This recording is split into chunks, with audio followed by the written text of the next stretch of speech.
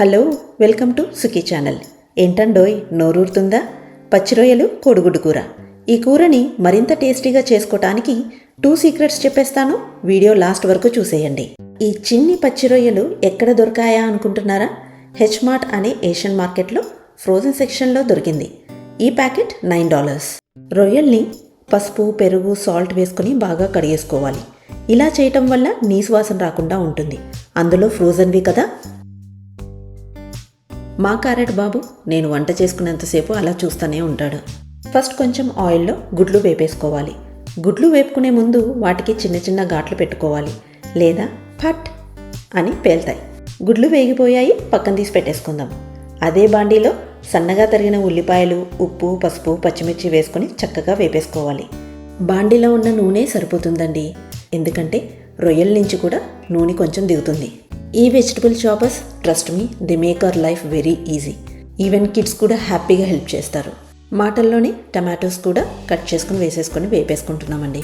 ఈ గ్రేవీ అంతా బాగా మగ్గాక పచ్చి రొయ్యలు వేసుకొని తగినంత కారం వేసుకొని బాగా వేపుకోవాలి.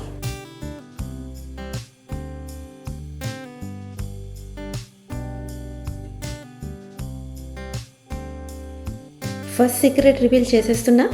గసాలు, పచ్చి కొబ్బరి పేస్ట్ రెడీ పెట్టుకోవాలి. మిక్సీలో కన్నా ఇలా రోట్లో అయితే గసాలు బాగా మెత్తగా పేస్ట్ అవుతాయి. ఈ పేస్ట్ చేసేసుకున్నాక రోల్ కడిగిన నీళ్ళు కూడా వేస్ట్ చేయకండి, పక్కన పెట్టుకోండి. ఇప్పుడు ఈ ముద్దని కూరలోకి వేసేసుకొని బాగా కలుపుకోవాలి. ఆ తర్వాత కొంచెం గరం మసాలా. ఎప్పుడైనా గరం మసాలా కూర లాస్ట్లో వేసుకుంటే చాలా బాగుంటుంది. ఒకవేళ ముందే వేసుకుంటే కూర దించే ముందల కొంచెం చల్లుకోండి, చాలు. ఇప్పుడు మనం సెకండ్ సీక్రెట్లోకి వెళ్ళిపోతున్నామండి. ఏం లేదు, కొంచెం చింతపండు పులుసు వేసుకుంటే అబ్బా మీ కూర ఎంత అద్భుతంగా ఉంటుందో. వేపుకున్న గుడ్లు వేసుకొని రోలు కడిగిన నీళ్లు వేసేసుకొని 1 నిమిషం మూత పెట్టేసుకొని మీడియం ఫ్లేమ్లో ఉడకపెట్టేసుకోవాలి.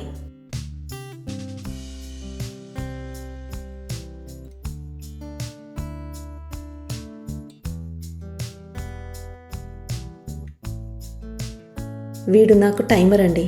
వంట అయిపోయిందా లేదా చెక్ చేయడానికి వచ్చాడు. కొత్తిమీర చల్లేసుకుంటే ఇంకా మన కూర రెడీ.